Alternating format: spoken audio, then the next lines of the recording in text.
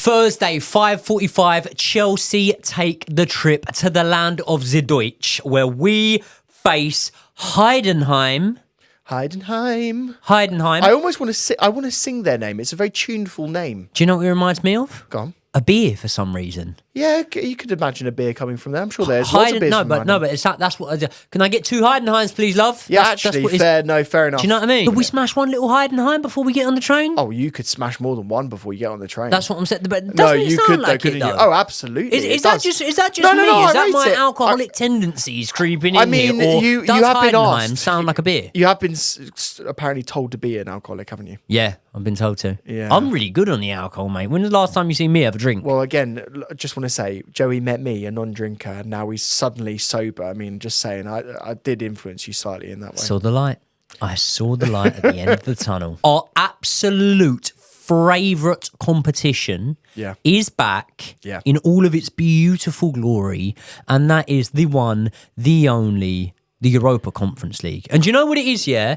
Life nowadays, I feel like as we grow older, it's about being quirky, innit? Do you know what I mean? So, like, the things that were cool back in the day, i.e. like Champions League, you know, things like that, winning the Prem, they're not that cool anymore, mate. No. It's about winning the Europa League, yeah? It's about winning the League Cup, yeah? Intertoto. We're not in the League Cup. It's about winning the FA Cup, yeah? The Intertoto. Yeah. So, the LVD Vans Trophy. Yeah, any more? Johnson's Paint Trophy. What about Community Shield? Be nice to win one of those. Love a Community Shield. Yeah. Last time we were in it, we got beat though, didn't we? Yeah, but don't worry about when we get beat. Yeah. It's a Chelsea channel. We only talk about when we win it. We don't talk about the wins. Yeah. That's why we took a whole season off after Abramovich left. But that's why we're talking about the Conference League, because this is a fucking walk in the park. It's a walk in the park, isn't it? I mean, fucking hell. Well, Heidenheim, to be fair, yeah, they had a decent season last season. Where did they finish? 8th. Decent. That's decent. That's decent. That's in the decent. Bundesliga. Hold on. Can I give you context to that? Please. They weren't, for example, a stalwart of the Bundesliga just finishing 8th. They were a team that had newly been promoted as Bundesliga 2 champions, and I don't think they'd long before that come up from the 3rd division, had they? That is absolutely correct. They came up to the 3rd division in 13-14 season. There you go. So what? Less than a decade, they then rumped the Bundesliga 2, come in, and they've done a... What would you compare it to? Maybe a Swansea first season up? Swansea, would you go Sheffield United? Yeah. Did Sheffield United get into Europe, didn't they? Did they just miss out on it? Didn't they get in, but they didn't get through the qualifying stages? Yeah, maybe. Yeah. Do you know what the biggest bottle job of all time is? Come. Of all time? Spurs? No. Oh. He's best mates with Fergie. David Moyes. Steve Bruce. David Moyes. Okay, yeah. He guides Everton and does a brilliant job in doing so to a top 4 finish. And Moyes is underrated. Back then, breaking the top 4 was like breaking into fucking Fort Knox, mate. Like it weren't like now where you get a Villa get in there, or you get a Newcastle get in there, whatever. No, my friend. Back then, you didn't break the top 4, not unless your name's Jesper Gronkia, scoring on the last day of the season for Chelsea, getting us in there. But no, you didn't, did you? You had Chelsea, Arsenal, Man United, Liverpool, and you didn't get in that top 4. But Everton did get in that top 4 that year. So why am I calling them bottle jobs? So tell me. They didn't make it out the fucking qualifiers. It's a bit depressing, isn't it? They didn't get to the group stage of the Champions League because they couldn't make it through them qualifiers. But Davy Moyes, he's actually underrated manager, isn't he? Heidenheim, do we know anything else about them? One thing I know... Go on, tell me. ...is that, and I've got this written down here, and this is the sort of high-class sort of preparation that goes into these sort of podcasts. Their domestic form has not been great at all, with just 1 win in their last 9. And then I've got in brackets, check today's score. However, today they were playing by Leverkusen, so I doubt it went that well for them. Well, Leverkusen have drawn 7 games total, I think, in the Bundesliga this year, which is crazy. Are they top at the minute?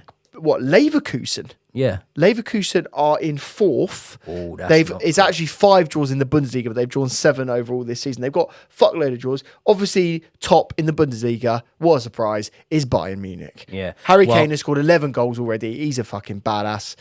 And they've got 29 points out of 11 games. So they've only drawn 2. Oh, so my God, they're mate. right up there. Heidenheim played Leverkusen today. Oh, yeah. Beat them. 2-0 up within the first 20 minutes. Yeah. Leverkusen came back, won it 5-2. Fuck off. Yeah. Wow, yeah, there you yeah, go. Yeah. Breaking news, just to say. Xhaka. That's what it was. Schick hat-tricks, then Xhaka. Oh. Remember, he scored that goal at the Euros, Schick, didn't he? Yeah, he's actually a decent player. So that means that, they got just one win in their last 9 fixtures. But in the Conference League, these boys are pretty tasty, because they've won 3 out of 3 officially. And if you include the 2 qualifying matches, they've won 5 out of 5. And as I say, came 8th in the Bundesliga last season. They got a 20,000-seater stadium, centre of that 25,000-seater.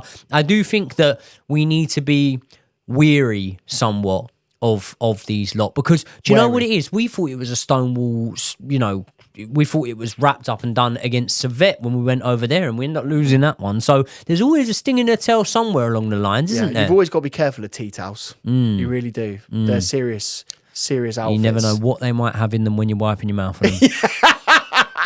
And that's what João Felix was doing when he was playing Servette.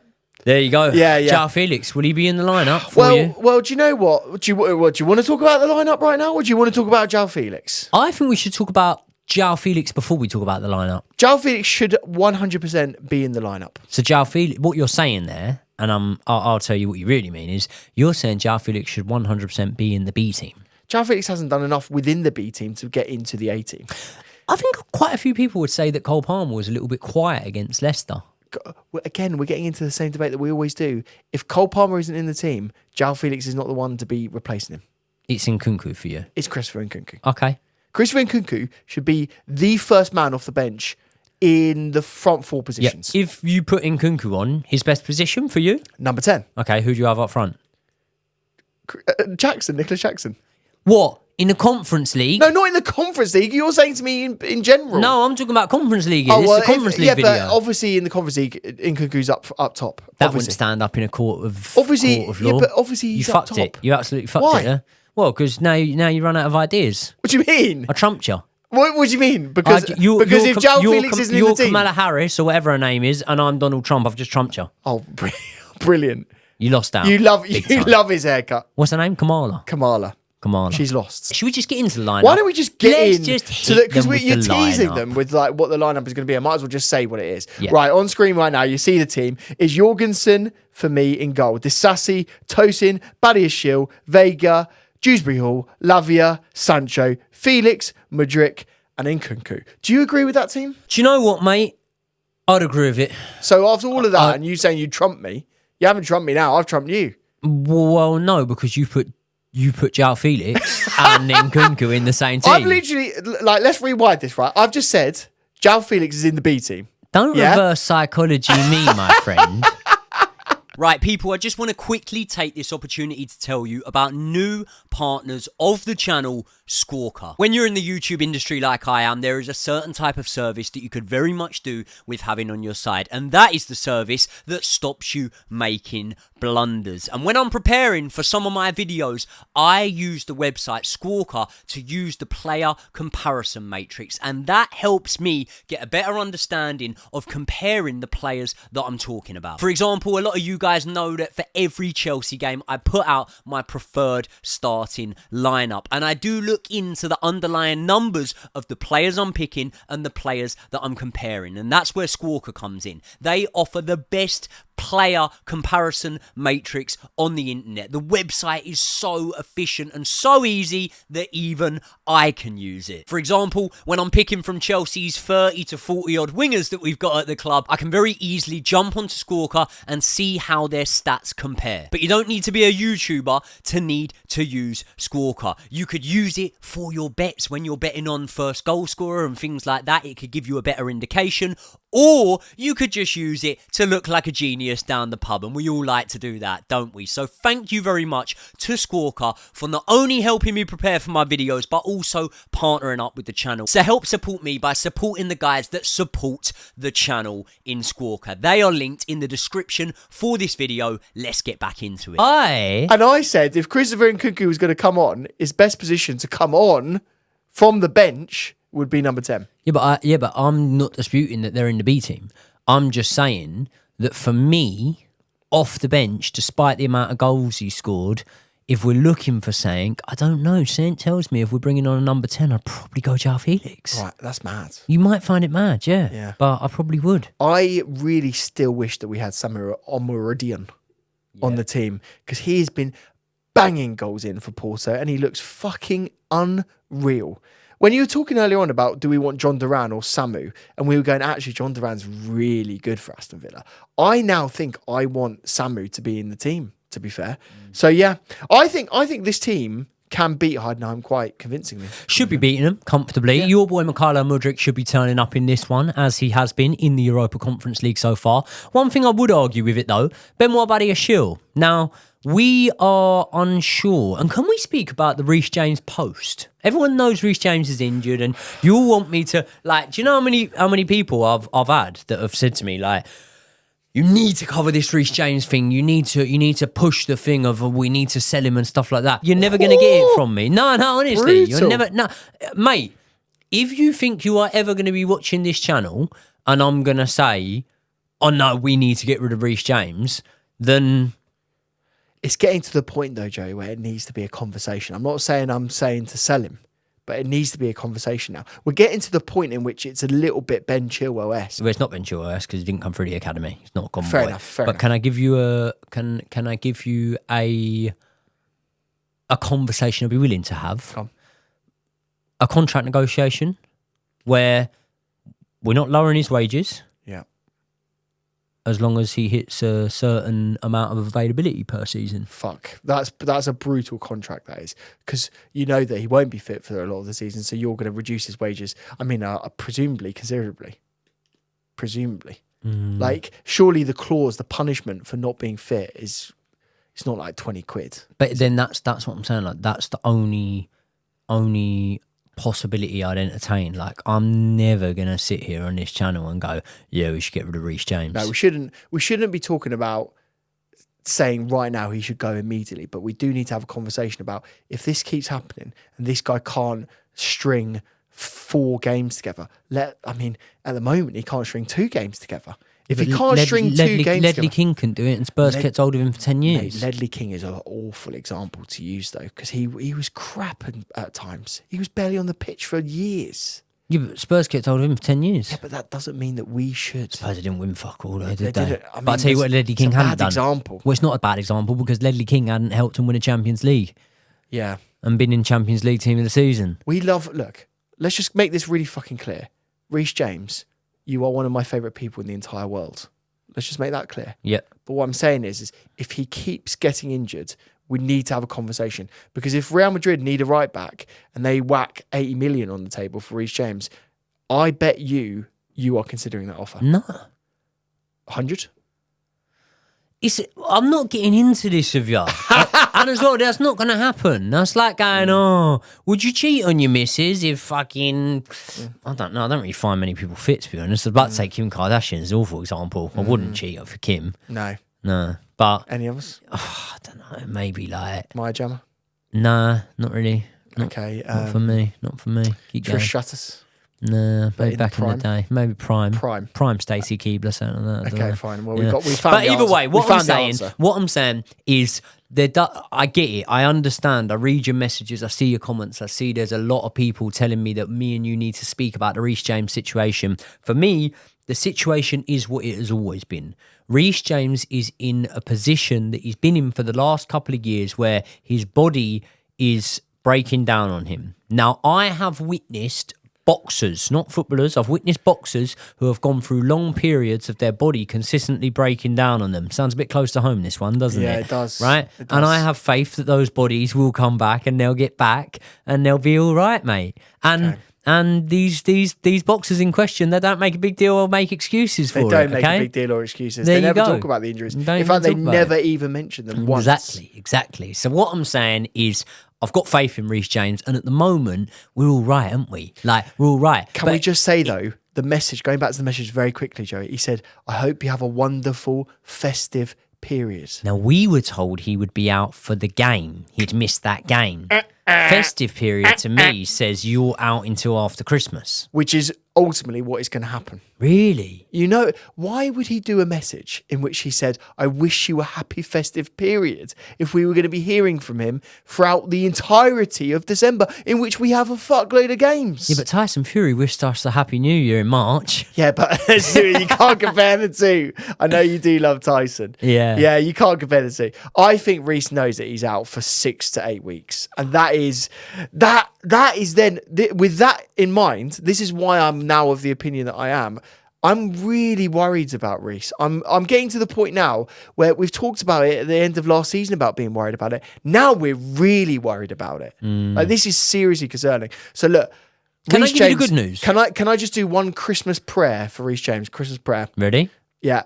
I pray that Reece James's hamstrings recover at the full level, the full elasticity imaginable. I hope that Reece James can do 100 sprints a game, and I hope that he can invert in a way that is so beautiful and so glorious he will surpass every other right back to have ever played in the Premier League. Amen. Amen. There you go. Thank you. There you go. Thank you. And that is for Christmas. That is for Christmas. Yeah. That would be the best Christmas present, Reece, you could give us. Yeah. So please make it happen. Don't say it to Reece. It's not his fault. He doesn't want to be injured. It's not his fault, but Reece, just focus, just recover. No stress on you. We all love you. We all support you. Just enjoy when he it. FaceTimed me? That was me. He just keeps getting confused. Yeah, I know. Yeah. Either way, I think we're pretty much covered there because we've got Malo Gusto. Now, one thing is key do we though. have Malo Gusto, One by thing's the good. way? Well, we don't. Maybe for this match, we're not sure. But one thing's key here. One thing's key here, right? I think that if the consistency of the injuries that have happened over the last couple of years of Reece James continue to carry on the way they've been, I think there's a major avoidance that we need to take care of, and that is avoiding selling on a certain player who we've seen a little bit of. Me and you out in LA watched him a little bit. We quite liked him. Oh, we watched a lot of things in LA. It's Josh Aveste. It's Joshy. It's my namesake. Not Josh Aveste. Josh Acheampong. That's well, the one. to be honest with you, I wouldn't be very good at right back anyway. Yeah. Probably wouldn't be very good on the pitch at all, if we're being honest with each other. No, but yeah, Josh needs to Acheampong, we need to get him to sign that contract as soon as possible. Madrid want him. Madrid want him. Bayern Munich want him. Man City want him. Yeah. Man United want him. Everyone wants him. Do you know why? Because he's fucking brilliant. Because he's fucking the dog's bollocks. That's why. So we really need to get him signed down to a contract. Now, is he a centre-back or a right-back? He's a right-back. He's a right-back, yeah? Yeah. But in the academy, he does play centre-back, or he did play centre-back at times. He did, but I think at that level, when him. you're that good, you're like head and shoulders above everyone. So it's just like I reckon Academy Mason Mount could have probably played in goal. Do you know what I mean? Maybe not Mason Mount. Maybe not Mason Mount, no. I mean, he was about 3 foot tall for the majority of his playing time. Yeah. But we wish him well in Man United. Whatever he's up to. Haven't heard much of him, but we wish him well. No. This game in particular is not a must-win game by any means, but for confidence, it's a must-win game, I suppose. And as always, there will be guys, especially now, like we started the season and it's quite good, wasn't it? Like, all right, Reece was out injured, but what's new? Like, apart from that, we didn't really have any injuries, any suspensions, anything like that. And what you're noticing now is, fuck me, the referees are soft. So we're getting suspensions left, right, and centre at the minute. Yeah. There are players that are approaching their second suspension for too many yellow cards now. Yes. Right? Looking at you, Nicholas Jackson. There you go. That will be coming up shortly. So people and spots are going to be up for grabs, yeah? And there are players that are playing in this Conference League right now who do need to really stake a claim to be able to do something here. Yeah. Who would you say it's most important to see something out of? What, in terms of this B team in this game? Yep, in terms of the B team. I would like to, I know you're not going to expect me to say this, but I'd like Dewsbury Hall to have a really good game. I was expecting you to say that, actually. I was expecting you to say Dewsbury Hall because when you look at this weekend's football, right? Yeah. Luckily, this weekend gone by, we beat Leicester. We absolutely smashed them to pieces 2-1 away from home. But we did that with 2 players in the pivot that had done a 14-hour flight back, long old way. Literally got back one day, and they didn't even look that tired, did they? No. And then you had a Romeo Lavia who went away and flew back from international duty, but didn't play at all because he had picked up a knock and wasn't really available or something like that. So this would have been a perfect time. Yeah, we might need to, but this would have been a perfect time for a player like a Keane and Dewsbury Hall to be able to come into that lineup. But ultimately, he hasn't really done enough so far for us to go, oh yeah, you are good. And not everyone can be Cole Palmer, but sometimes people can be systematic players where you look at them and you go, yeah, you're good for a system. And we're not shouting from the rooftops about Dewsbury Hall at the moment. So I think this needs to be his almost Mykhailo Mudryk moment. He looked good though in the last game, didn't he? He did look good in the last game. But what I'm saying is Mudryk has very much Mudryk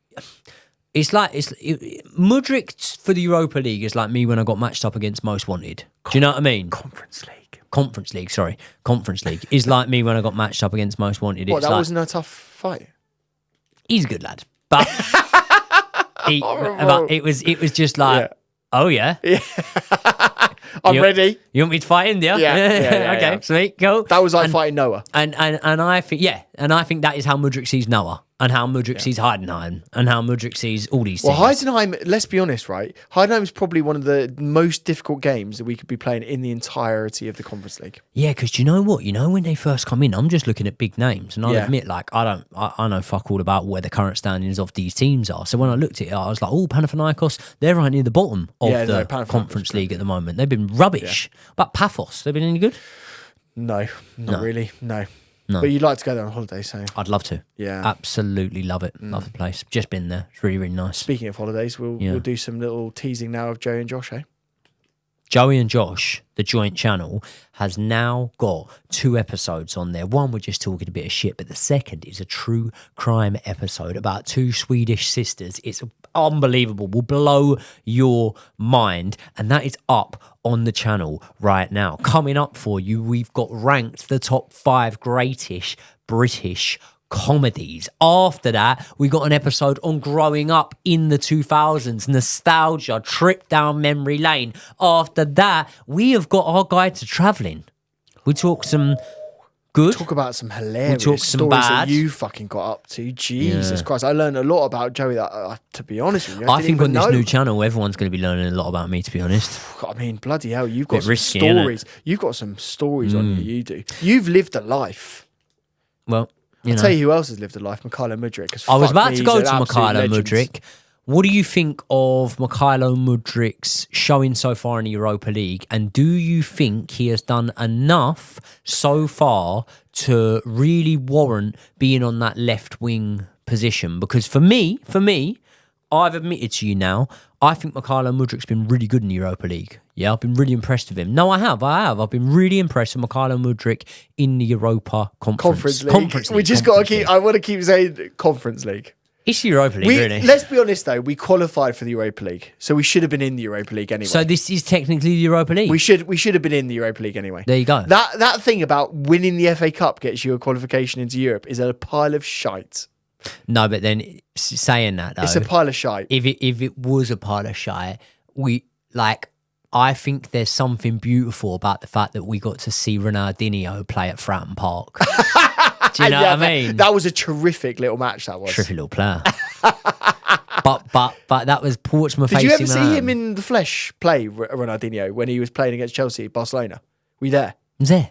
Oh, fucking brilliant. He was unbelievable, wasn't he? I was there. I fucking loved him. Listen, you know when he puts the goal in, when he left, right, well, when he puts that goal in, you could hear a pin drop. No one celebrated. I know. No one celebrated. No one in the ground celebrated. I know. They're fans. I know. They didn't celebrate. Why did they not celebrate? Because we didn't know it had gone in. It was, mate, it was like a glitch. It was weird. It was weird. And then the fans went mental, but we ended up battering them 4-2 that day. Was it 4-2? John Terry header? And I think we done Bayern Munich 4-2 in the next round. That season, that was the season of the goal skull. We should have won the Champions League that season. We should have 3 to our name. And I'll tell you what, you see, if we had got to that final, we wouldn't have been 3-0 down at half time, mate. And you know why?